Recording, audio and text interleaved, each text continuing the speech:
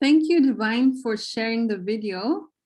Welcome everyone to the second edition of the HUMA-ASAA, Thinking the Human Through Africa, Epistemological Debates. The topic today is post-colonial African feminisms. And this is the second version of our seminar, and it complements the first seminar, which was speaking to, where we had Esenyek and Professor Desiree Lewis speaking to gender, modernity, and being human in Africa. And our guests today, I should say our very esteemed guests today, are Sylvia Bawa from York University.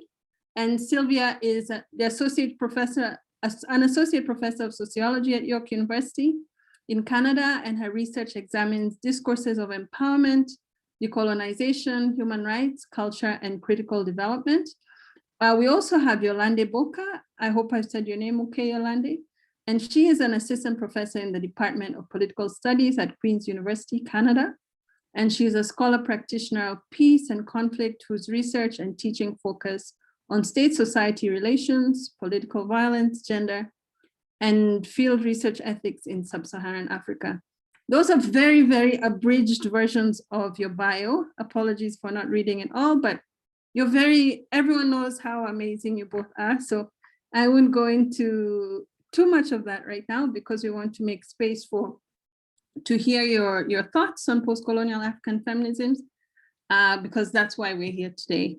So just as a little bit of logistics, the speakers will be speaking for 15 minutes. And then, so we'll start with Sylvia Bawa, who'll speak for 15 minutes. Then we'll offer the floor to Yolande Bouka, who'll speak for 15 minutes. And then Sylvia will have 5 minutes to respond to Yolande, and Yolande equally will have 5 minutes to respond to Sylvia. Then we'll have a question and answer period. I need to apologize for being so rude because I didn't even introduce myself. I was just dazzled by the wonderful HUMA-ASAA video, and so I forgot to introduce myself. My name is Wangoi Kimari, and I'm a junior research fellow at the Institute for Humanities in Africa, so HUMA. So thank you. A little later on, I'll tell you secretly how I know Sylvia Bawa. I don't know if she remembers. But for now, my position is as the junior research fellow, and I'm really grateful to be moderating this session on post-colonial African feminisms. So if we can proceed, I'll give Sylvia Bawa the floor. I hope that's okay. And I'll fall into the background briefly. Welcome, Sylvia. Thank you very much, Wangui, for inviting me, and thank you very much to the HUMA Institute for organizing these fantastic series of talks. I got a chance to listen to the first one, and going after them, I'm telling you, is no easy task. And I will save you whatever your secret, so you can share with them how we know each other. But I remember, and I have my own story of how I recollected later after we had email exchanges. I'll begin with a story. So a story is told of a harvest season in a prosperous village. To celebrate a bountiful harvest, the Council of Elders decided to hold a contest. The person who could rouse dust from dancing on a rock would be crowned the best dancer for life with various privileges. It was an impossible task. But the best dancers still lined up and tried. On the very last day, Mr. Badare or Ananse or the spider came up with a plan. He tied a belt of ashes around his waist, wore anklets with ashes, and he arrived to dance. Of course, he arrived in pomp. The drummers played and Badare produced a cloud of dust in his steps.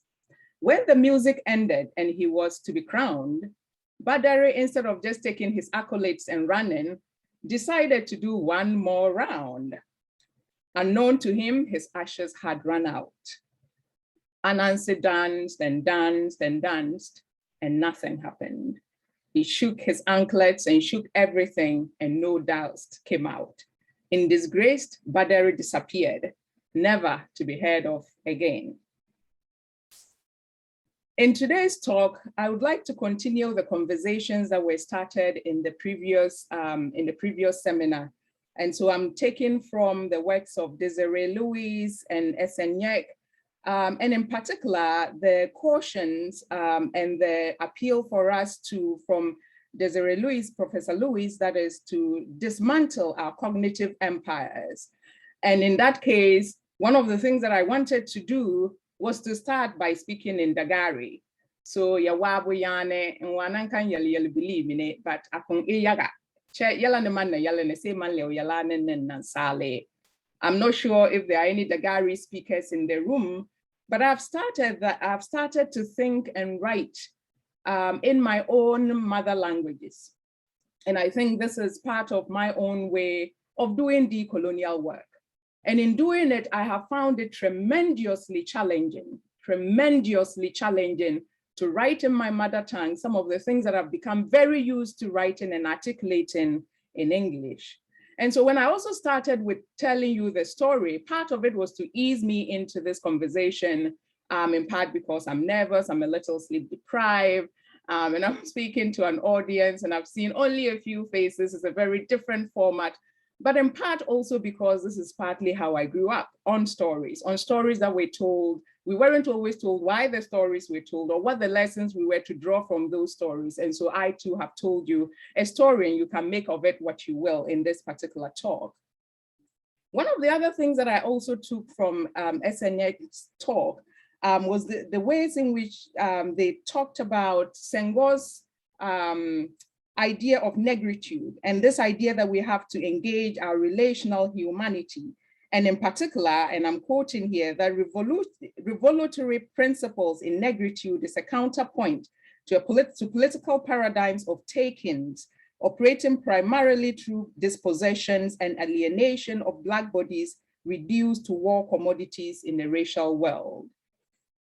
And so here in this talk, what I want to do is to also focus on 3 modes of engagement in post-colonial African feminisms in my own work. And so I'm taking, up the question of epistemology and issues of representation by speaking a little bit to decolonial methodologies and decolonialism. And the second part of the talk, or the second thing that I'm doing, I don't think that I've organized it in a way that, will take you through these stages systematically, but at least I think you'll be able to follow, focuses on the manner in which, global capitalism and modes of gendered exploitation, nationalist and local socio-cultural patriarchal domination and oppressions still continue to impact women in very particular way on the continent. And in general, then, how that relates to the ways in which we express ourselves, the ways in which others articulate our positions, and the ways in which generally we participate in the world. So my question in that case, and that veers on to my work in human rights, is, the traditional focus on rights violations based on cultural grounds, how does that obscure or displace a focus on the larger systemic problems that reinforce local cultural traditions? So in this case, my argument always is that we have to be very careful of the African exceptionalist argument in women's rights claims, because it places culture both as a culprit and as excuse, whereas I think that the debate really, or the focus should be on the larger global context. The last thing that I hope to be doing in this talk, and so in relation to human rights then, I'm going to be discussing a little bit, or hoping to borrow from work around third generation rights, in particular the right to solidarity, and how that might help in the last thing that I'm trying to do, again, big things here, on deconstructionism. And these are all modes of engagement of post-colonial African feminists: deconstructionism, counter-narrations, and in particular, a focus on Afrofuturism. So one of the things that I want to propose that we think about is that we can transcend time and space in the ways in which we think about our world. So I suggest here that, for instance, technological advancement, although it's always brought to us or discussed in ways that makes it look like it is alien to us, that in actual fact, it's not. It's very similar to the world sense. And here I'm borrowing that concept from Oyewumi, as a people who know about and live with parallel universes, and where parallel universes are normal for us. And so the aspects of our spiritual lives, or those aspects of our lives that are not very easily put into very Eurocentric modes of knowledge transmission and whatnot, and how that connects us to different worlds beyond the visible world, that those kinds of things are really important in our world. So the question that I want to come back to, or the question that I want to leave you with really is, where is our place in the world, and who bears responsibility to ensure that we are home? So Wangui, as you can see, I have set upon myself a very ambitious plan. I'm definitely not going to get through all of it, but I would like you to remind me. But these are the things that I'm hoping to do. And I know that I won't finish them, but just so you know that this is what I was thinking about when I was invited to this particular talk. So the reality, or the material reality on our continent, is rather bleak. Between our citizens scrambling to leave for greener pastures and drowning in sea voyages, to being sold in open slave markets in Libya and other places, the increasing threats of extremist movements and impending climate doom, continued extractivism, and the lack of environmental protections all appear really to spell doom for the motherland of all humanity. In May 2020, in the midst of the pandemic, or the first year of the pandemic, the world was thrown into shock and disbelief when George Floyd was murdered chillingly in cold blood in the United States. With his dying breath, the man cried out for his mother, and with the now famously traumatic last words, "I can't breathe." This moment sobered the world, bringing people out to the streets in record numbers to protest perhaps over 400 years of racial injustice against Black people in the States and around the world. And it was perhaps not so much that yet another Black man had been murdered in the States, nor was it the first time that such a murder had been as gruesome as it was. However, it was that it contributed to a number of things. Perhaps it was it was the fact that it happened during the period of a pandemic, a time that we were all saying we were all in this together. It was also that symbolic or unintentional staging of a white police officer kneeling and pressing on the neck of a Black man, a metaphor for the oppression of Black people by a white supremacist system, and for me, Floyd's own system, Floyd's own spirit, sorry. In calling for his mother, Floyd invoked help from the other world of ancestors. And yet, as new as this moment may have been for some, it feels rather old, ancient even for some of us. And I say some of us, and I include myself in it. Some of us who've been pummeled, not merely by the virus, but also by systemic failings. We are tired. We know that we are tired. We've been there and we've been here. And it appears as if we may yet be in a similar place again in the future. And so apart from the two hyper-visible events, the global pandemic, as well as the kind of support we saw for Black Lives Matter immediately following the murder of George Floyd, there's a third and long historic moment that parallels and fuels the first two: colonial dispossessions and violence, which again, Professor Lewis and SNEC spoke about in the last iteration of these series. And it is this third space that I would also be speaking to today. So in particular, I wish to speak about how we must focus on future thinking. We must survive, that there's no doubt about that, but I think that thriving is an even better objective and promise. In African cosmology and world sense, the ancestral realm or world is always an extension of the physical world and all of the life therein. And so it is a continuum. And so the life cycle and rites of passage to help transition from one stage to another are very important. And in particular, those rites for me, the two rites for me that are very important are the process of entry or re-entry, depending on whether or not you see birth as a reincarnation or birth just as the arrival of a new being and spirit, and return, death. Everything that occurs in between contributes in one way or the other to that circle.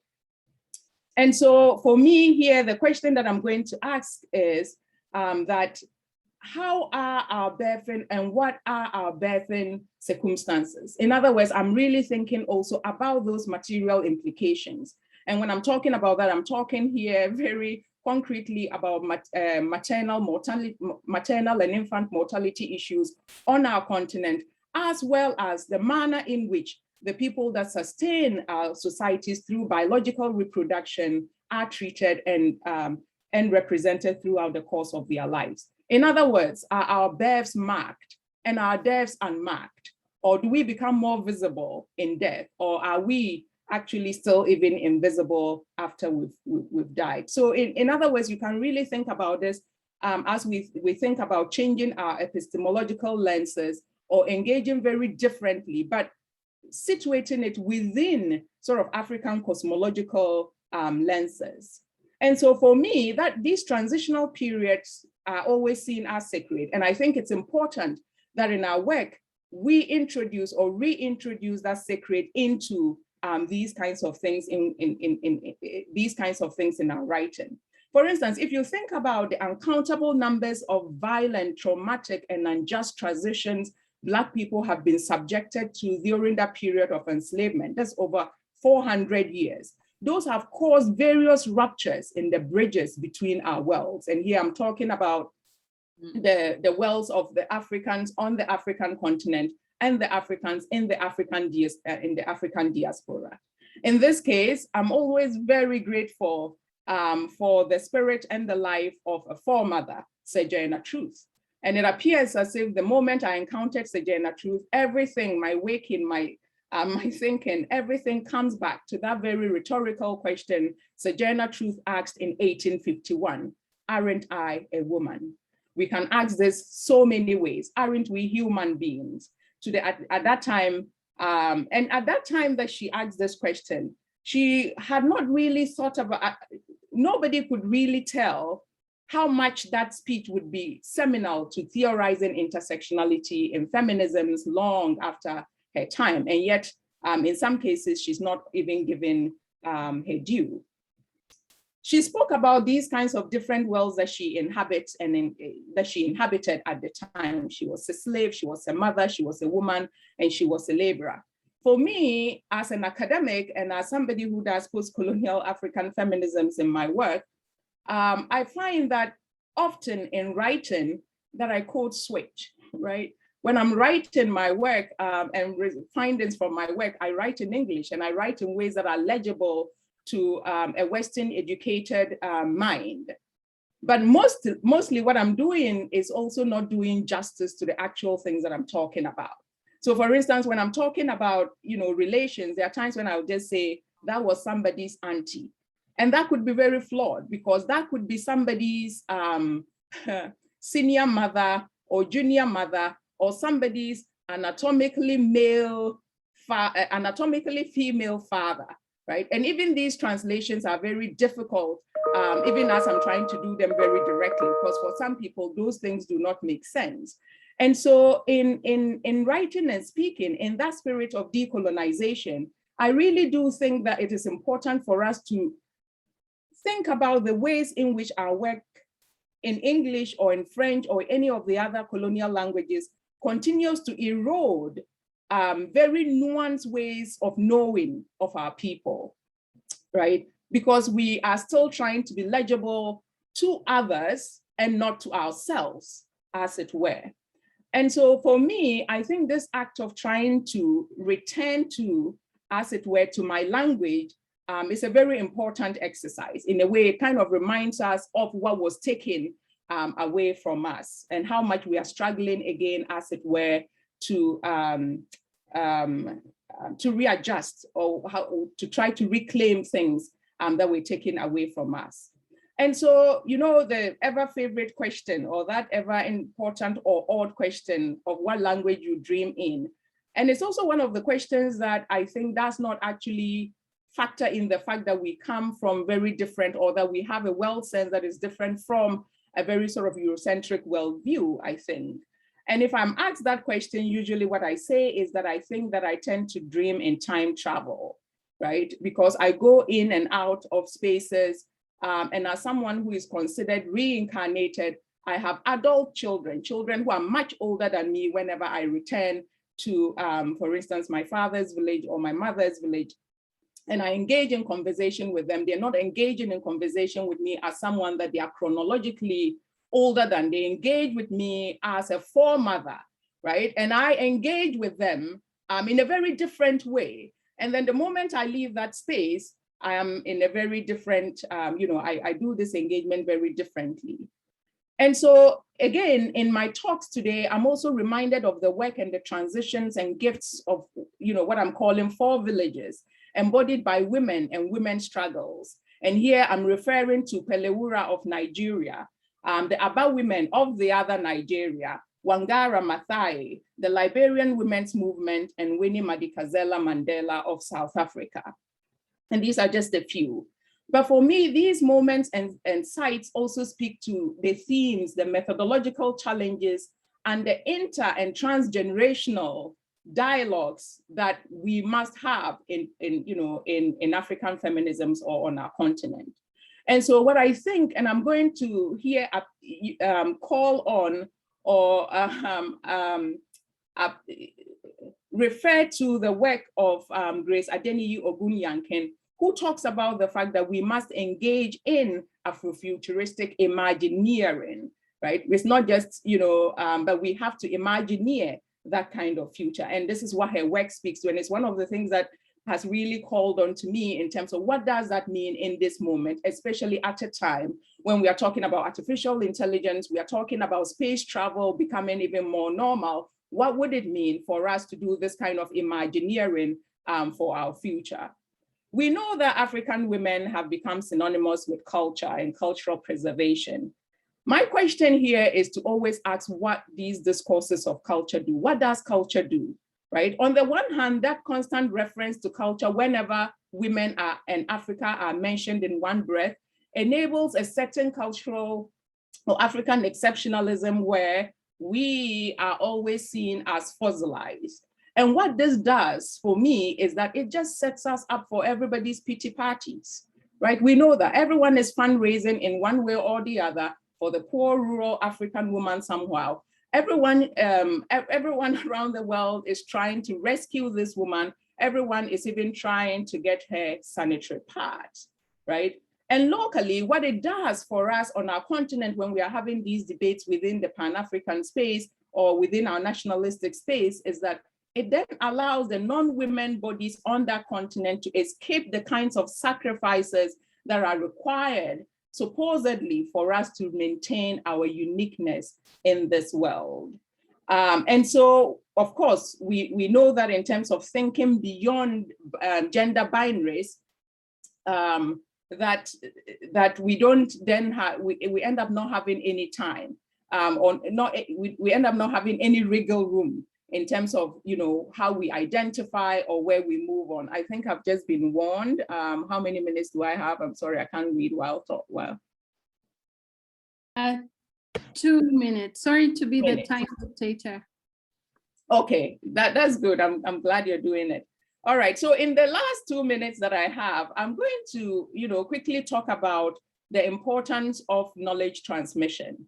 I think that this is one of the most important things that we talk about, and it is a right that has been taken away from us in a way that is actually really painful. Because when we think about it, when we think about this idea for it, and I'll just give you a very quick example here, this idea that, you know, people can't donate sanitary pads to African women because when they have their period, somehow these girls don't know how to take care of their periods. For me, it's an indictment on the fact that we haven't been able to transmit that knowledge that our foremothers had in terms of how they took care of things as mundane as periods, right? So that knowledge is not being transmitted to us. And of course, what this does is that it is going to create, or it's already created, a certain dependency on ready-to-go, you know, parts. And what ends up happening when we don't have the economic resources to sustain that, or the people who don't have the economic resources to sustain that, is that they really will be in very deplorable states should the good-natured people who've been donating these without teaching people how to make these things, if those people should disappear or stop donating these kinds of parts. And so for me, I think, and to sum it all, I think we must revisit, we must reclaim, and above all, fiercely protect our right to this knowledge transmission. I think it is the one thing we have to die on. We must resist this onslaught of empowerment, poorly conceived, and we must reject any and all forms of injustice and reject this image of victimhood so imposed on us by the poverty of our thought in development discourse and imperial outsider tendency to save us. I also think that as for those of us in the academy, we must challenge our colonial assimilation, which we've gained through education, and understanding that while we are reaping the rewards here, it should not make us messiahs of systems that are built on the exploitation of our very own people. So we ought to examine our feminist praxis in the ways in which we work, in the ways in which we write. And I just have to say this, we have to transcend and embrace the extensions of our humanity, those that go beyond, and here I'm talking about non-human entities, including land and the environment, and the ways in which our people have always looked at these as agents and actors in their own right. In that sense, we are more than Haraway cyborgs. We are more than Naimeker's chameleons. We are perhaps Janelle Monáe's Django Janes, threatening pussy riots on the fly like our foremothers. Thank you very much. Thank you so much, Sylvia. I'm really grateful. I also feel more than Janelle Monáe's Django Jane and Chameleon, and definitely much more than Haraway's non-species formulations. So thank you so much. We'll just give the space now to Yolande. So Yolande, please feel free to take the table. Okay, thank you so much, Sylvia. Your remarks were really inspiring. So I will have a chance to exchange on those in a few minutes. I first of all want to say thank you to the HUMA and the African Studies Association of Africa and Dr. Wangui Kimari for the generous invitation to join this conversation as part of the series in preparation for ASAA 2022. I'm very excited about this conference. The last one was fantastic. I'm particularly keen to be part of this conversation about thinking the human through Africa. This question about what it is to be human in Africa, in a world that for hundreds of years now has embraced modernity at the designed expense of the humanity of people of African descent, is posed to me at a time where I'm now becoming a more dedicated student of intellectual works and words about the Black condition of people of African descent around the world. So as I'm thinking through this idea of what it is to be human in Africa, I'm simply thinking as well about what it means to be Black in this world.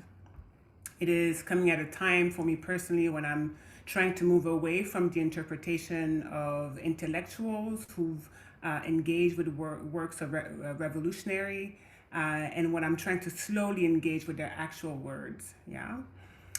So these questions about what it means to be African in this world intersects with what it means to be a Black woman from Africa, as much of my work and my life is anchored in the diaspora. There are, of course, many ways to approach these questions. Some of the most innovative and intellectually robust among them have offered many alternatives to think about what it is to be human, and new avenues on how to think about these questions. As for me, I'm taking to heart what Sylvia just spoke about in terms of decentering our colonial education. And this intellectual journey of mine is one where I'm still struggling with the echoes of colonized education. I'm still wrestling with the lies that we've been told about the nature of the world, its origins, its trajectories, and its possibilities, particularly for people who look like me. As a scholar in the field of political science, in recent years, I've come to interrogate more and more the role of the modern state in the marginalization and the dehumanization of African women.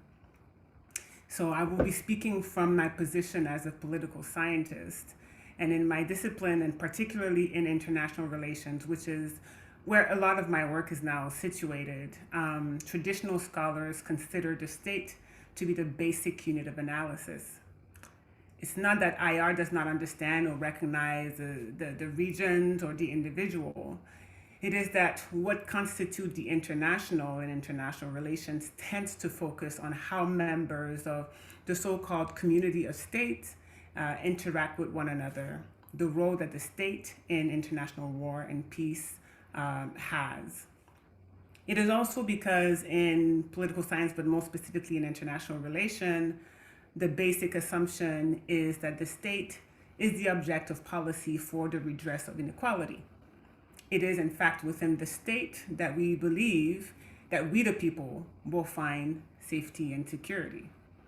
So when we're thinking about the Black condition around the world, when we think about the Black woman's condition around the world and the African woman in her own state, this assumption of safety and security within the state is quite a problem. Of course, we could have a lengthy conversation on the scholarship now available about the racist and colonial origins of the discipline that was mostly concerned about how to understand the other Black and brown races to better dominate them, to justify expropriation and exploitation for the building and consolidation of empire. But we'll leave that question for another day. But for me, like others before me today, what interests me, others before me today, such as Claudia Jones, Amina Mama, and Sylvia Tamale, I want to think and share some reflections on the racialized and equally important gendered nature of this international system, and how even after independence, the state continues to undermine the condition of Black and African women around the world. There's a scholar called Carol Pateman and the late Charles Mills, who've come together and individually offered analysis on domination, gender, and race.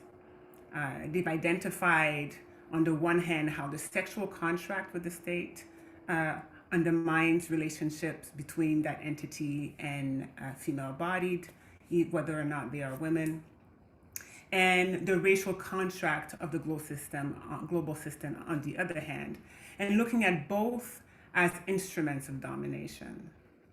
So I'm looking now at the modern African state, really still with my hat of political scientist, and really want to interrogate, how we've come to be where we are today. In many ways, I wish I had been a historian in a previous life, because I've come to realize that I'm really interested in understanding how we've come to where we are today. feminist scholars from around the world and from various disciplines, such as Grace Musila and Cynthia Enlow, have problematized the dominance of men in domestic and international politics. So this has been done. They've challenged this problem. And the way in which they've offered to us to understand this problem is they've offered us a framework where we understand that the state is a gendered actor, where the social construction of masculinity and femininities are shape how we understand power and politics. They shape how we do international relations. It's a framework where the binaries of strength and weaknesses, rationality and irrationality are pinned against each other and ascribed to a specific gender, all the while determining the qualification, for instance, of political fitness.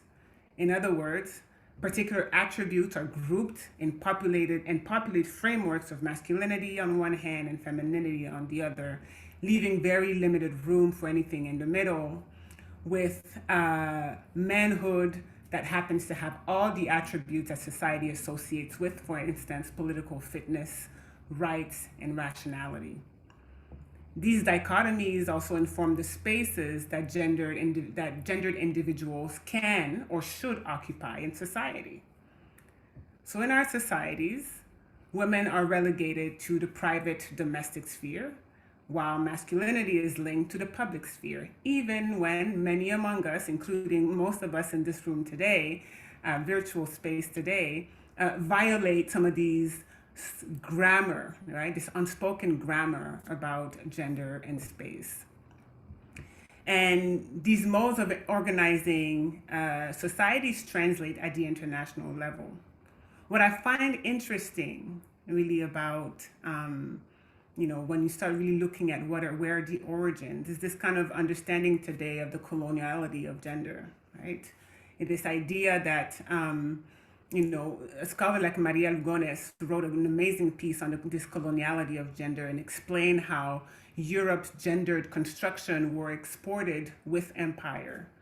This is not to argue that male domination did not exist in our other societies, including our own, prior to the colonial encounter, but relying on indigenous and scholarship from the Americas and from West Africa, Lugones explains the varieties of gendered organization in pre-colonial societies. So she relied on scholars, our own Dr. Oyewumi, Amadume, to talk about the ways in which,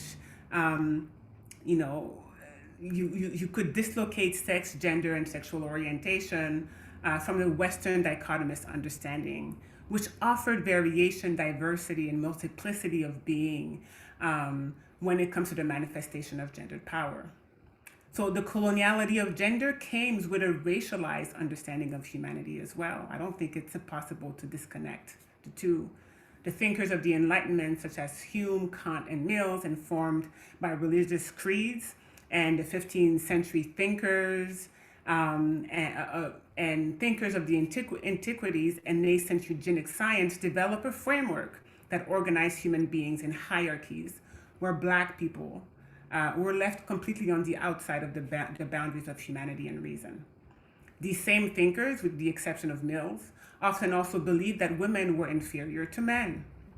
So within the same context, access to rights and representation were tied to property. From Britain to the colonies, access to general human rights and representation were dependent on whether one was proprietor, usually of land. And understanding these origins allow us to bring links back to the present in terms of understanding the Black condition generally, the opposition to the full emancipation of Black people, but also the condition of women in the global South generally, in Africa more specifically. In this framework, reason and privileges to rights and to liberty intersected with race, gender, and class, which then brings about the fantastic work of Angela Davis with a really keen understanding of the intersection of those three dimensions of power for domination. So the management of the colonies, the Black woman was at the bottom of the hierarchy. She was key to the proper functioning of the colony, but it was best if she was unseen and unheard in contrast to the overrepresented man Here read The White Bourgeois Man as explained by Sylvia Winter.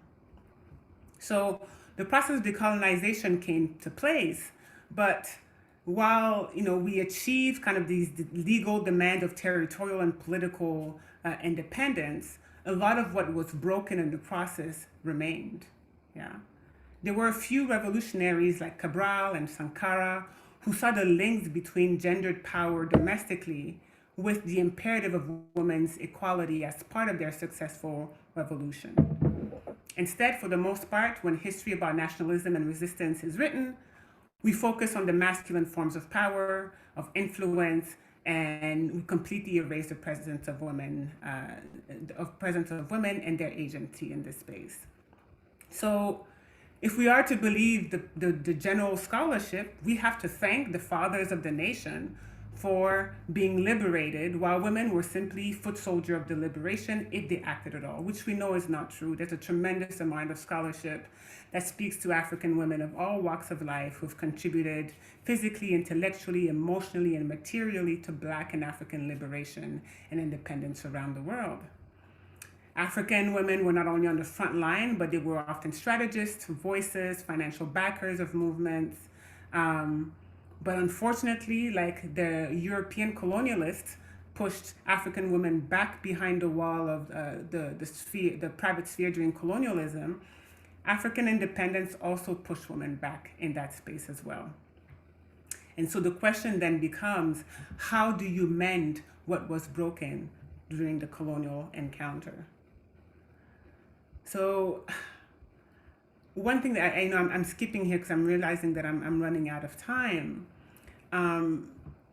As we're trying to understand the trajectory from where we were to where we are today, I also want to kind of draw this clear link about the aborted independence process. This process through which only half of the population was quote unquote liberated, because we understand the concept of coloniality and neocolonialism as a part of the aborted process of decolonization. But there's a link between the space that it was offered during the colonial encounter and the spaces that are offered today and against which women are fighting on a constant basis. So today we're left in the post-colony. Ulefumi calls what we live in right now the sexist state. Mary Oxworth theorizes based on the nomenclature and the framework offered by feminist activists in Mexico, the concept of the femicidal state, the state in which that facilitates the undermining of women's rights, but also causes the death of so many women around the world, including in Africa. And in the context of South Africa, Dr. Phumlankola's body of work, from rape, a South African nightmare, to her recent Female Fear Factory, theorizes the relationship between these institutions, the disposability of women, and the fear that allows for self-regulation of women, for them to prevent them from trying to push forward within their rights. So the condition of women in the post-colony is really one that is symptomatic of aborted emancipation. In my view, the post-colonial condition of women is a direct consequence of this incomplete decolonization. So much of the women's emancipatory agenda, whether we are in Kenya, in Togo, or in Malawi, is about claiming rights to be considered citizens in our own rights. So this brings us back to our interrogation about humanness, and I tie it to the question of citizenship. I want to end my remark with questions more than answers. Are there a possibility for people, and women more specifically, to be human outside of the state? Is it possible to be human as a non-citizen? If humanness can only be measured in terms of citizenship to a state, then what do we do if said state is the source and the conduit of our oppression? Does our quest to demand our humanness require that we reject the state? How do we create avenues where we move free in our humanness in spite of the state? And maybe these avenues already exist? And if they do, how do we claim them for ourselves? Thank you. Thank you so much, Yolande, for those provocative questions. I'll just give, before we go on to Sylvia or to the question and answer period, I just wanted to emphasize that because we're trying to mitigate against Zoom bombers, if you've registered with a single name, please add your full name so that we know you're not a robot and that we know you're here to enjoy the wonderful conversation that we are privy to at the moment. So please register with both of your names so that we know that you're here as, to be present and not to interrupt. So thank you so much. Sylvia, I'll give you 5 minutes. I'll be a bit of a time dictator because there's a few things we need to do. So please take 5 minutes to respond to Yolande. Thanks. Thank you very much, Wangui. And if you can indicate visibly for me or visually, so to speak, because then otherwise I can't see what you are. But I'm impressed that there may be people coming to Zoom bomb us, how important. Anyway, so thank you very much, Yolande, for those really important questions, and especially on this question of the disconnect, the masculine domination of the public space, and something that's been continued during the colonial period. And that question reminds me of part of what I didn't get to do, but talking about that really just reminds me of Winnie Mandela and Winnie Mandela's own struggles in South Africa during the time. And I'm not just going to talk very simplistically about her politics, so to speak. But one of the things that I want to do is to just think about the imagery that was conjured up for us when the Nobel Peace Prize in 1993 was jointly awarded to Nelson Mandela and F.W. de Klerk for their work in peaceful termination of the apartheid regime.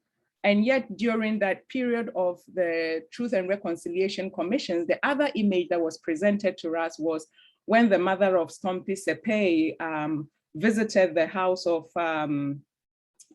this was post the Truth and Reconciliation Commission. During the hearing, the mother of Stompie Sepe would come to the hearings, but when Winnie Mandela died and Stompie Sepe's mother visited Winnie Mandela, that also became headline news because people saw that as a moment of reconciliation.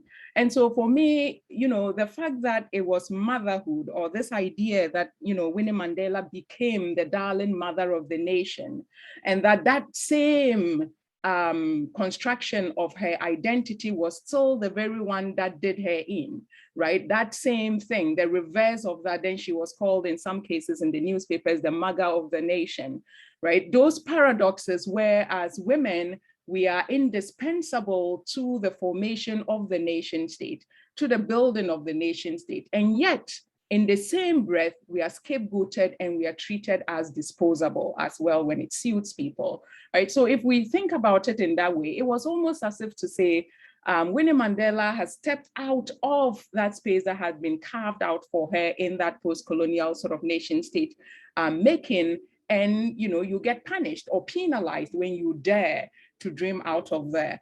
And in terms of some of the questions that you've asked, part of me also thinks that perhaps we should reclaim, right? And I think that this is one of the reasons why I like, of course, that we have to be very strategic and very critical when we talk about reclamation projects, because we should not in any way romanticize that which may not have been. But at the same time, we want to reclaim things, right? We want to reclaim things that were taken away from us. And especially in terms of this bifurcation of the public and the private domain, and what it means for, even in terms of just gendered identity constructions, right? What does it mean for those people that live in those spaces between, and what does it mean whenever we want to move out of these spaces that we are confined to? And so in your talk, I really like that you brought out that idea and reminds us that even as we are thinking about the future, we are doing Afrofuturistic stuff, we are imagining this future, reclaiming it in various ways, doing the time travel, doing the work. But then we are always reminded that somehow that we haven't yet transcended this very old notion of life, right? That has it somewhat it somewhat seems inescapable in a lot of ways. But one of the things that I also want in that same breath to mention is that it's important for us to see this not as our problem per se, right, but also as a global human issue. And a human issue, and I'm not in any way trying to universalize, but if we think about it in the ways in which when we talk about, empowerment and this and that, especially within political science discourses, this idea that all we need to do is get women into quote unquote the public domain, put those bodies in the public domain and all of that, when really I think the question is, how do we really, engage in that process, in the work of decolonization? What would decolonization mean? Because here we are talking really about transforming that very system that continues to categorize and bifurcate us. And lastly, I think, to answer your question, or not to answer your question, in response to your question, in terms of the ways in which these Western epistemological ideas continue to plague us, perhaps we have to stop thinking about and writing and doing things that make us legible to these dominant powers. What would it mean for us to really engage on a periphery to periphery basis? What would it mean for us to go into a community and recognize women's leadership and see women in the public in the public space, right? Because part of this has been this idea that we've been taken over by the kind of NGOization or developmentalist discourse that women need to be empowered. So even when we go into a place where you see quote unquote empowerment, you're still not seeing it because we've been trained in very, peculiar ways. Thank you, Sylvia. I can go? Yeah. Sylvia, your talk really hit me for many reasons, but there's two or three things that I want to highlight and maybe engage here, but also engage when we're offline. Is when you talk about, you want to echo the previous conversation about dismantling the cognitive empire. And part of the way in which you do this is by first entering into a conversation with your audience through storytelling, and then discussing with us the ways in which you've been trying to do this intellectual thinking in your mother tongue. And to me, this brings two conflicting emotions. On the one hand, I say this is exactly what we need. And they're not necessarily conflicting, but they're attached to one another. This is exactly what we need. And it's tied to what you just said. How do we stop focusing our work by trying to make it legible to an audience that may not be wanting to have a conversation with us? But how do we make it legible to the people for which we care, and how this care transcends or translates into the work that we do? But then the question for me, somebody like me, who's your neighbor geographically, you're from Ghana, I'm from Togo, but somebody who does not in fact speak her mother tongue. How do I reclaim, this possibility of entering into a conversation with my only living grandmother and my cousins and other scholars where I'm from when I don't speak my language?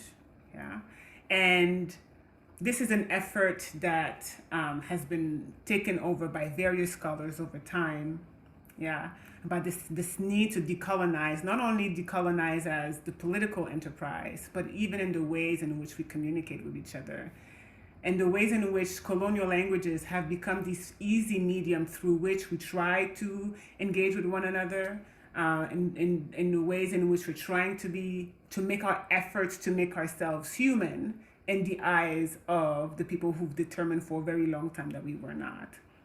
So every time I see these efforts and these conversations, I'm also then struck by the need to ask, when we do this, when we choose to do this, how do we embrace members of the diaspora in the project, for whom the colonial languages is the root of the ways in which a lot of the communication goes about. You're raising children abroad. How do you maintain these languages visible and not only visible but alive within your day-to-day, and not only reclaiming it in the professional space? And we can talk about this, but it also brings this question for me of using our languages and our imageries and our frames of reference in opposition to. And the question then becomes, why do we do it? Is it to be in opposition? Because I think a lot of our scholarship about decolonization, about recentering indigenous knowledges, recentering indigenous ways of knowledge, often comes from a place of opposition to. We will reclaim the space that was taken from us. We will reclaim our humanity. We will reclaim our languages in opposition to. And I'm wondering whether, and I'm not suggesting that this is what you're doing, in fact, because I think this is coming from a place of really simply being able to communicate your knowledge in the language that is legible to particularly the community in which you work, and from which you take a lot of your intellectual nourishment. But I'm wondering, in the various efforts with regards to language and communication of our knowledge, and in the very simple way, even academic languages, 1 minute, sorry, I see how I got carried away on point one. I haven't been started with point two. Whether we can think about the rationale as being different than being in opposition to, because I think even if we do the right thing and the purpose of doing it is to be in opposition to, we're still centering whiteness. We're still centering European forms of knowledge. Finally, in the last 30 seconds, I only started with this, the idea that you opened and closed with about local culture and tradition. Culture and tradition are some things that are very important.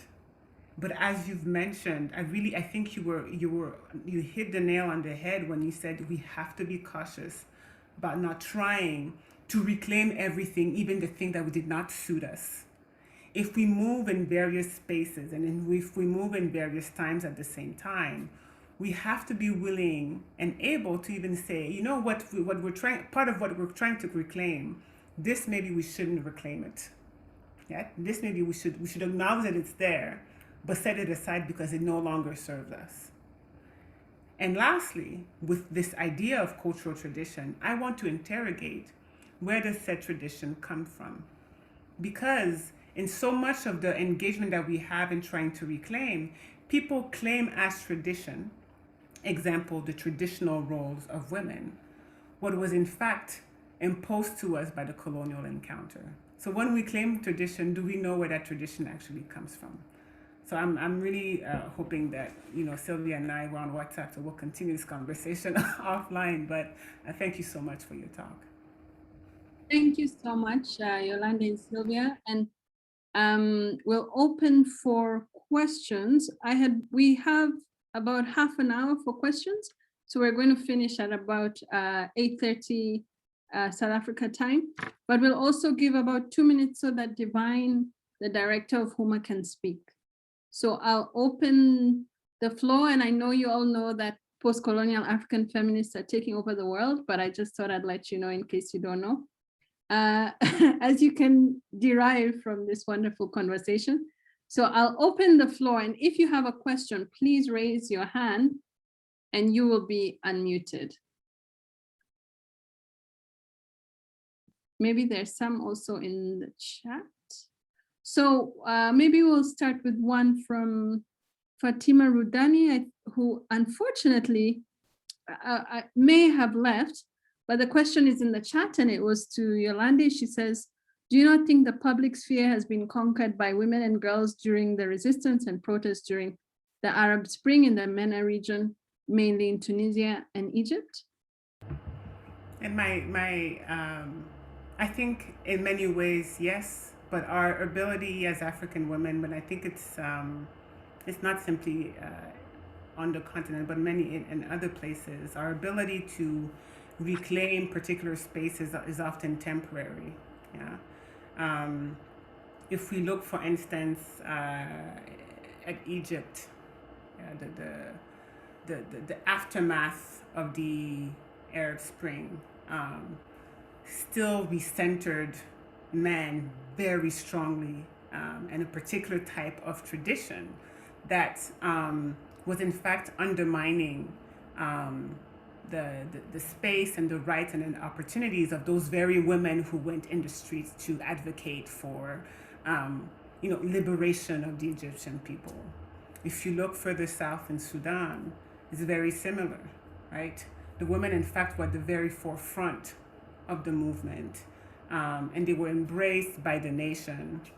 And when came time to have discussions about what the state should look like in the aftermath of the revolution, it's old men who came back to take the space that women had so, hard-foughly, carved in that space. So it goes back for me, among other things, to this relationship between the nation and the international. Who goes to negotiate? Who is considered to be a qualified? Who is considered to be an expert negotiator and will know what the nation needs? Yeah, and ultimately it all ends up being the men, time and time and time again. When women negotiators have to enter the space, what we say is we need to train the negotiators. We need to train the women in politics because they don't know how to write and run campaigns. They don't know how to negotiate. And then the question to me is always, how did the men figure out how to negotiate? How good negotiators are they if we're constantly in a perpetual state of conflict and war? And this is not to say that the men don't know how to negotiate, but I'm simply trying to draw the relationship between movements of the past and the repetition of the movements of today that ultimately often end up resulting in women's labor being thanked, recognized very quickly, and now we can move on to the real business of the state, which ends up being reclaiming the space for the men. So yes and no, because we want to not simply look in moments of revolution where those gender roles are more fluid, but look at what stays in a more constant and permanent way. Thank you, Yolande. And I hope if the participants will allow me, I'll combine both Susan and Monia's question because they're quite similar. Then we also have Chimaobi's question, and then I will extend my privileges to ask 2 questions to both of the speakers. So the first question, both Susan and Monia asking about which authors or feminists can our speakers recommend, for which inspire them. So which post-colonial African feminists inspire you? And who are engaging in the decolonial project? So I've just combined Susan and Munia's question. Essentially, it's which post-colonial African feminists inspire you, and what are the decolonial projects that they are asserting? Then we have Chimaobi's question. I don't know if you want to raise it yourself, or should I just read it? Okay, I can't see your hand, but there are quite a few people here. So I'll just read it and we can see it in the chat. So to what extent should we concern ourselves with pre-colonial indigenous forms of pro-women movement and beliefs?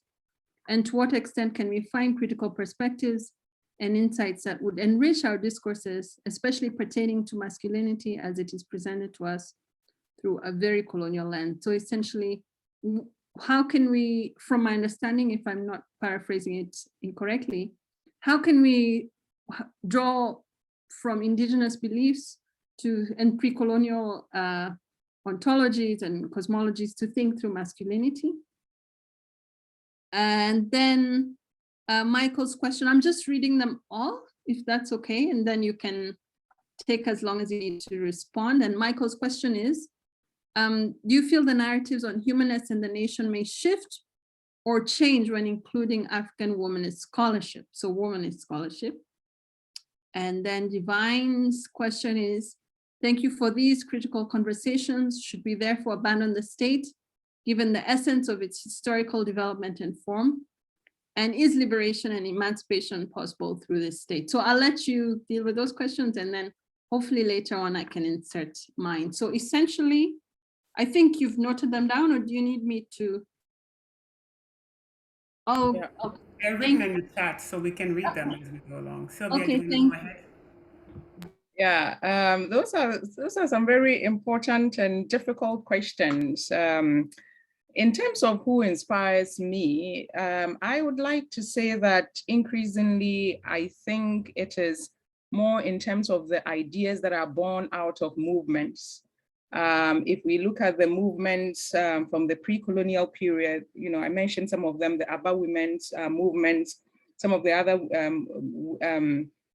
individual and collective activism that has been happening on the continent, you know, pre-colonial, all the work that they did in order to sort of get us to our independence and then post-independence. If you look at it, you know, African feminists have done a lot of really important work as far as women's rights are concerned. And, you know, the earlier, I don't want to say earlier because then it actually appears I'm aging people, but at least perhaps the generation just before us really put a lot of effort into trying to get, you know, laws and legal protections for women. If you look at the Maputo Protocol, which is the protocol to the African Charter on Humans and People's Rights, for instance, that was a very important sort of intervention into what would have eventually just being a very sort of masculinist protocol. But then if you look at that protocol also, it is considered one of the most progressive sort of protocols on human rights in the world because it engages both in sort of, you know, it takes up this question, right? It critically assesses this idea of culture and what culture means within our context or within, you know, the sort of post-colonial paradoxes that we inhabit as African women or as African people or as vulnerable people in that space. But it also addresses this idea, and by proposing it to the, you know, to the AU's Charter on Human and People Rights, it also deals with that other imperialism, which I find that African feminists tend to do. On the one hand, we are writing about these issues, so we do not shy away from the local nationalistic things that plague women, but we also address issues of external imperialism. So that protocol for me, and the women who, or the movement that generated that protocol, that those things are very inspiring. If you come down to it, you're talking artists, scholars, and just off the top of my head, I can think about Tamale, Sylvia Tamale, Louise Desiree, Akosua Adomako Ampofo, Wanana, Benevanya Wanana, you know, and sometimes it's pieces that I read from people, and Grace Adeniyi Ogunyanken, people that are still my peers, some people that I'm younger, you know, younger than Wangui's dissertation, for instance, really, I mean, I've never really enjoyed reading a dissertation as much as I did her dissertation. And I had to confess that to her in the defense because she wrote in a very accessible, you know, so like I was reading fiction, I was like, thank God I don't have to engage with some other, you know how it is. But, you know, things like that, that especially would help us to think about the future, to imagine beyond the future. Off the top of my head, I can't think of all the people that I always easily call upon to, you know, in terms of when I'm writing or when I'm doing my thinking, but my influences are really a lot and wide and broad, and I get inspired really by different kinds of things. Musicians, Wiyala, for instance, is one of the people that inspires me in terms of the music that she creates, because she uses a lot of, you know, sort of African languages in her work. In terms of, and I'm trying to go to the other questions in terms of, you know, the indigenous, what we reclaim, whether we should focus on the pre-colonial, I'd say no. I think we always have to be very strategic. We, as people who've been in these spaces, as I've said, as people who've survived various different kinds of, you could call them pandemoniums, we cannot have loyalties to one thing or the other. Right? Our loyalties always have to be for the future. How do we preserve that future, that which was entrusted into us? And so if we are thinking through sort of traditional cultural epistemologies, one of the things that is very important is that if you take that idea of how we are custodians of land, The land doesn't belong to any particular, the present generation. It is always held in trust. Similarly, the ways in which we pass on knowledge, the knowledge that we have of our people, the success stories that we have of our people, those are things that we are supposed to hold in trust. The creativity that was given to us are things that we are supposed to hold in trust in order to ensure that, you know, the next generation that comes after us can thrive. And I think that that, for me, is, you know, is how we do this reclamation thing successfully. Take the importance of, again, the cosmology where, or our world sense, and that's something that Oyewumi talks about quite a bit in terms of how, you know, we do think that there are non-humans. We've always thought so. We've always lived in cognizance of those non-humans. And today, when we are talking about the environment and environmental crises, we see that people are latching on to these same things that we have known for millennia, those things that have helped us to survive, to thrive, is that we've never just seen the land or the environment as, you know, something we should extract from, but that we had to live with these other entities. And I think that these are things that are, for me, are really very important in terms of how we move forward, because again, and, you know, because we are talking about epistemologies and thinking the human, you know, through Africa, one of the things that really made me chuckle in graduate school was learning about actor network theory, you know, from Latour. And, you know, there were two of us, one other colleague who was an Indigenous Canadian woman. And, you know, we just looked at each other and said, wow, really, this is groundbreaking. This is the latest thing ever. You know, science studies scholarship has finally told us that, you know, our actions are mediated by non-human actors who have agency. Wow, what a radical idea, right? And I think that part of this is that continuing dispossession, you know, where we have things that we, you know, because we do not take the time to curate them, perhaps in part because of our own sort of, you know, colonial education, the system that we find ourselves in. And yes, because we have to survive, you know, then later on, some people repackage them and sell them back to us. And I think we are seeing this even in business in terms of everything else, you know, and this is one of the reasons why, again, when we think about these things, you know, it's important for us to really think about not just the things that are shiny and present right now. And I think that it's really a shame that we've all been overtaken by this developmentalist sort of ethos, right? And these things are becoming more and more mundane on a daily basis. And the more mundane they become, the more it's difficult for you to come back and say, well, what about this idea? And then people think that this is such a radical notion to think about. And if you also think about it in terms of diasporan relations and connections, and Yolande, you know, talked about it earlier, those disconnections, we were disconnected in part because of that severing of language, you know, that forcible removal from the earth that, you know, we belong to. And now people are in other lands that are struggling literally to recognize our humanity when we are displaced from our own land. So in that sense, maybe to tie it to, you know, Divine's question, it's impossible to not engage the state, right? I think that kind of rejection that we can talk about, and this is where we can have long conversations about whether or not we are interested in sort of transformative, you know, liberatory potentials of the state, because through the state, we can do things, right? What happens to, you know, last week there was the very vibrant Pan-African festival, which really, you know, re-energized this idea of Pan-Africanism. What happened to those earlier ideas of Pan-Africanism, of, you know, getting together as a collective, as a unit, as opposed to the individual nation state? But I have to say that I think for a lot of African women and a lot of African feminists, post-colonial feminists, we are always the people that have no nations, right? In some cases, our nations do reject us.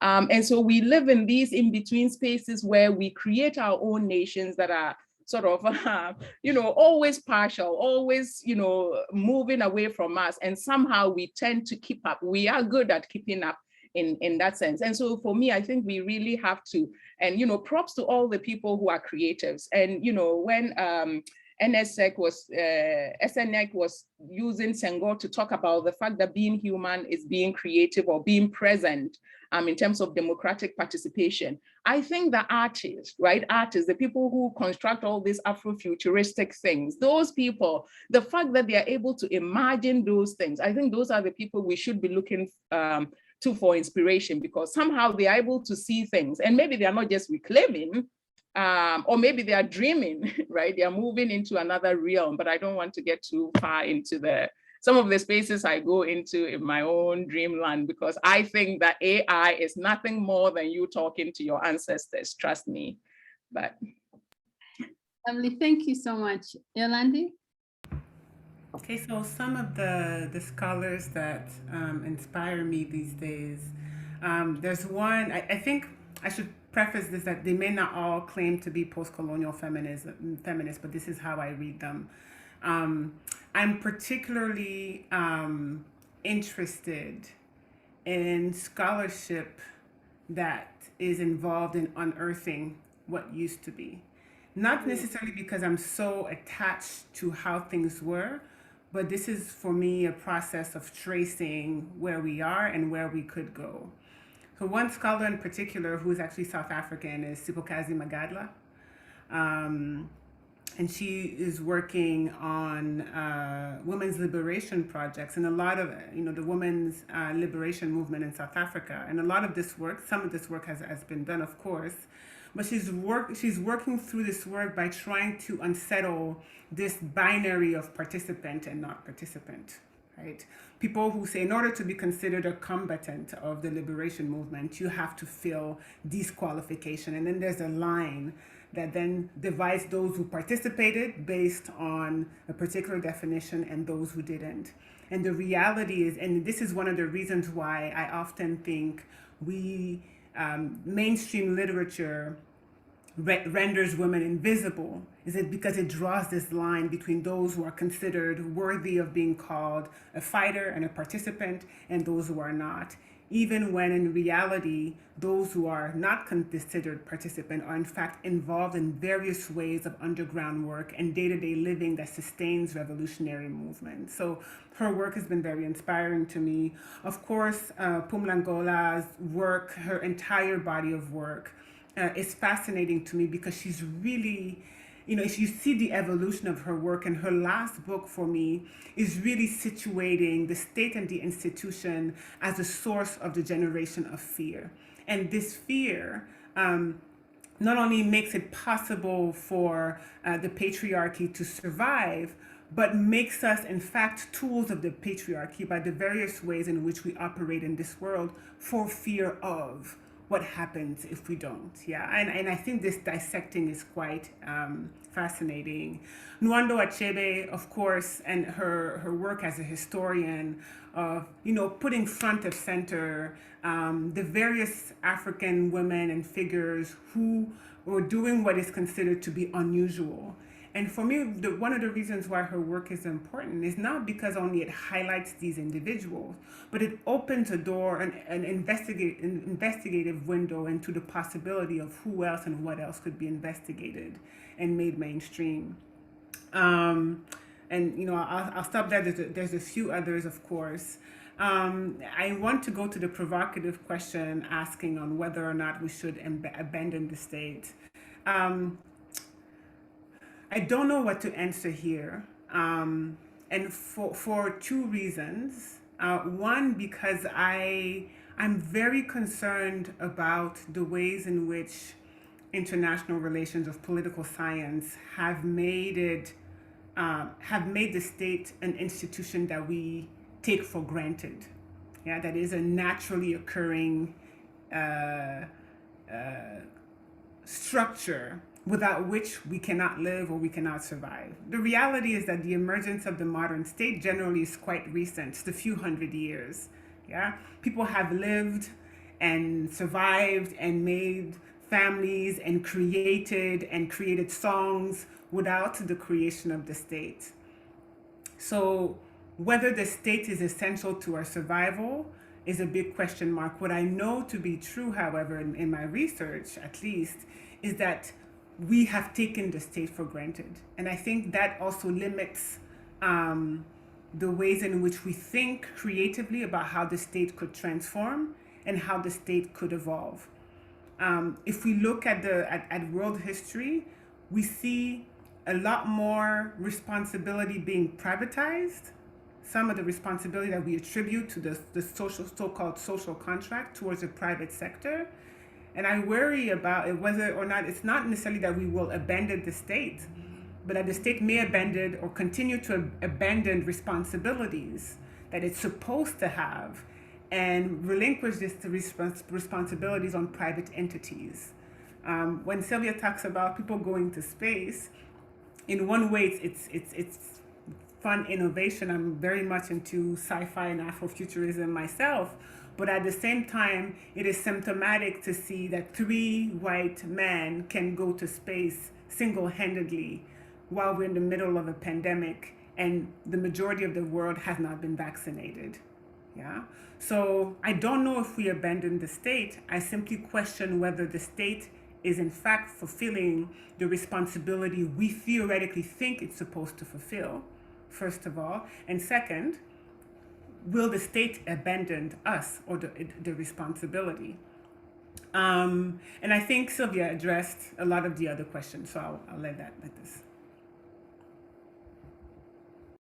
Thank you so much, Yolande. I really was hoping you would tell me how to transcend this gerontocratic male chauvinist state that's Kenya, but maybe, maybe for your next talk, I really need to know how to do that. But before we have maybe 3 more minutes for questions. So I don't know if there's anyone who wants to ask one more question. I see here one by Joy. And maybe we'll take that before we give and then we give 1 minute each to our speakers, and then we give the floor to Divine. So Joy says, I remain intrigued by the ways in which we note the invisibility of women, and yet how mothers, as embodied by the female form, are central to our memories of beingness and here-ness, whether as present or absent figures. The feminine seems particularly central to our inner sacred lives.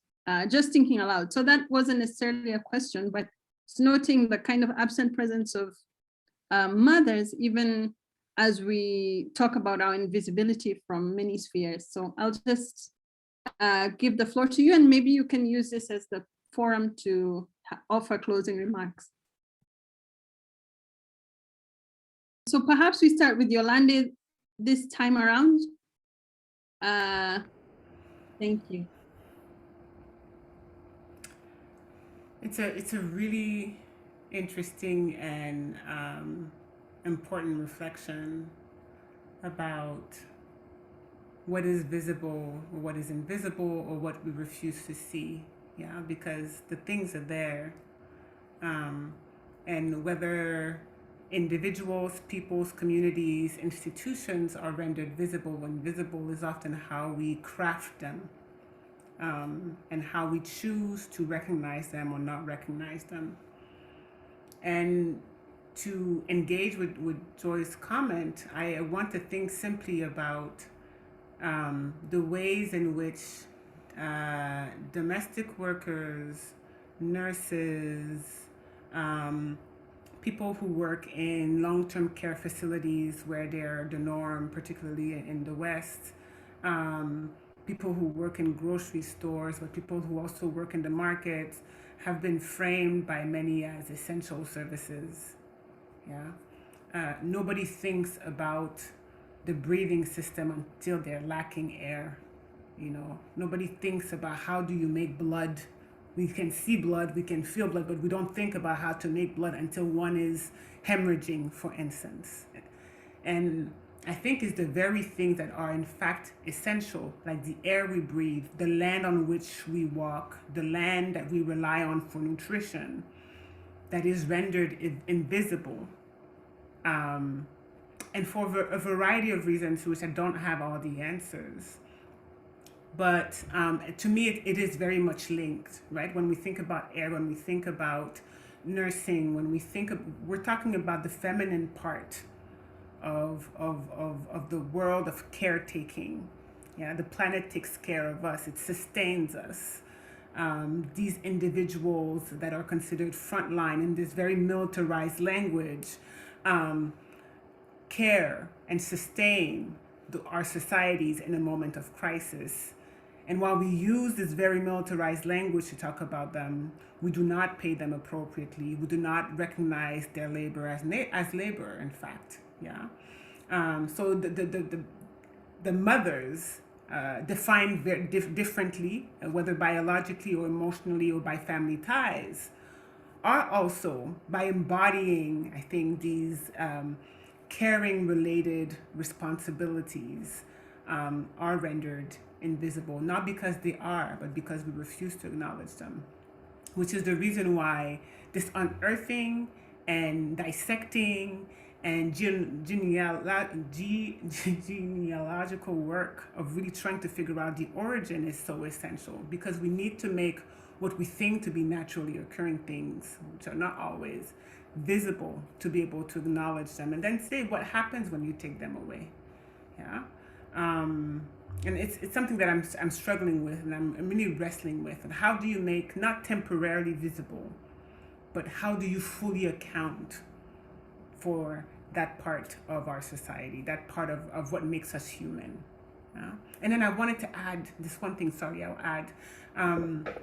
When Sylvia was talking about, you know, the fact that we've always, in our societies, we've always recognized the non-human as having agency and being part of what shapes us as societies, then it becomes a big question mark for me, is if we recognize the non-human as being valuable and as being necessary for our own survival, does it then become imperative that we qualify ourselves as human? You know, do we create a hierarchy? You know, if we really want to ask different types of questions, is it necessary to say, but we too are human, and the rest, the non-human, can fall behind until they catch up with the rest of us? So that was a really interesting provocation that Sylvia brought for me. Yeah. Thank you, Sylvia. Yeah, thank you, Yolande. But I think that question of but we too are human is the kind of question that is a human not understood within that context of the Eurocentric male figure person as human, but this other more, relationally conscious, more, human that is more aware of our connections with others and with the non-human and the environment and all of that. So it's a different kind of human, which I suppose part of why this series is that we think the human through Africa, right? That it is a different way to really conceptualize that. And thank you for that question. In terms of closing, I would say that, to be contemplating these questions at such a moment, this time, there's so much happening in the world, and there's so many things that give us hope. Youth movement, why not? When you were talking about how do we transcend this state, I was saying revolution, right? Revolution. We saw the NSAS in Nigeria. We are seeing Fix It Ghana. We are seeing so many other spontaneous movements spring up. Sometimes the problem is sustaining the conversations over long periods of time. And I think that this is where we really need to focus also on intergenerational dialogues. I don't think we've had those enough. I don't think we are paying tribute enough to their foremothers. We are not paying tribute enough to the movements that came before us. How are we ensuring that the knowledge that they have, from the scars that they got from their movement, that we do not repeat, similar mistakes, that we become more strategic?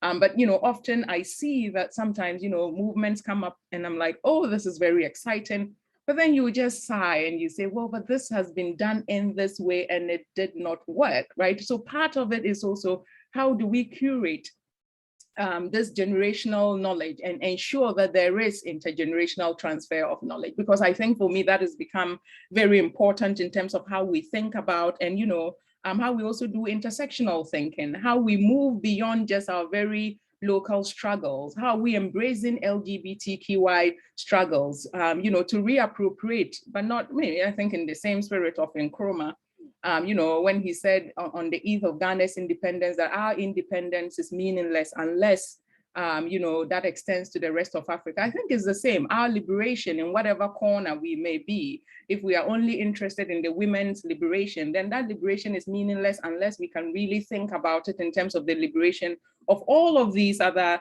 marginalized groups, vulnerable men, vulnerable people in our societies as well, because it is still the same logics of domination and colonial power that we are struggling with. And so, I mean, I don't have anything else to end on, but I just want to say thank you very much for this, and always in solidarity and in hopes. I am hopeful of the future, even on those days when I'm, so I look to the creatives and the people who remind us that there is something better coming. Thank you. So thank you both, Yolande and Sylvia, for the extensive topics you brought to us today, from the sacred to the femicidal state to so much that the state, so thank you so much for all of that. We're really grateful that you are part of our second HUMA-ASAA seminar. For those asking, the recordings can be accessed on the on HUMA's Facebook page. So please do go there if you'd like to watch this seminar or others.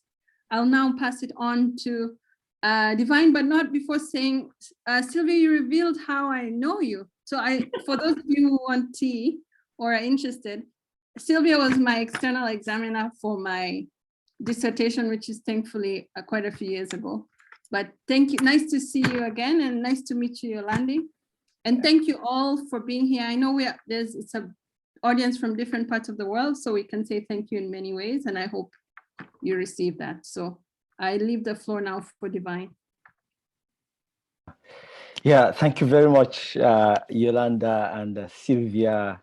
I would say that when I grow up, I want to be like both of you. So thank you for provoking such very critical conversations that really show the potential of what we would like to do, not just at HUMA, the African Studies Association, but in April 2022, when we hope to bring the world to Cape Town to think the world through Africa. So I bring you lots of appreciation from Akosia, who joined in, and you would have seen her comments, but she had to sign out because she is currently sitting on another committee. But she's really thrilled and really appreciates the generosity of your time and your ideas, and the commitment that you've really demonstrated in having to explore and provoke these issues and push us, to think further. So thank you again. And just to indicate to those who are participating that the deadline to submit your abstracts for ASAA, the African Studies Association Conference 2022, is on the 30th. That's the day after tomorrow. It's the extended deadline already. So that is the extension of an already extended deadline. There will be no other extension. So if you have not submitted your abstract, please visit the website. We've put the link in the chat box. It's also available on the HUMA website, on the African Studies Association website. Visit the website. There are lots of panels to which you can submit your abstract, but also you can submit an open abstract for us to classify further. And lastly, the African Studies Association, and like many other Pan-African organizations on the continent, do a lot of very important work to create spaces like this and other spaces, for us to think ideas and begin to imagine how to continue with the continent. And the least what we can do is to become members of this association. So to support the work that Akosia and her colleagues are doing, we encouraging you and asking you to join the African Studies Association of Africa. And not to end by thanking Wangui for the hard work that Wangui has done and continues to do on the African Studies Association team. I'm sure Sylvia and Yolande have received so many mails from Wangui, nagging, like she writes to so many people across the world. So for those of you who have not responded to her email, who are in the room, please, we are begging you, respond to Wangui because she has to divide her time between so many things, you know, to do that. And Akosia would say that I should end by recognizing and acknowledging the struggles of many of the people on this continent that is happening right now, the work that lots of women are doing right now, people who are in war in North Africa, in South Africa, in Southern Africa, in East and West and Central, that as we continue to do this, we need to support the struggles of many of these people. So thank you again. And Wangui, we are going to end again with our thank you.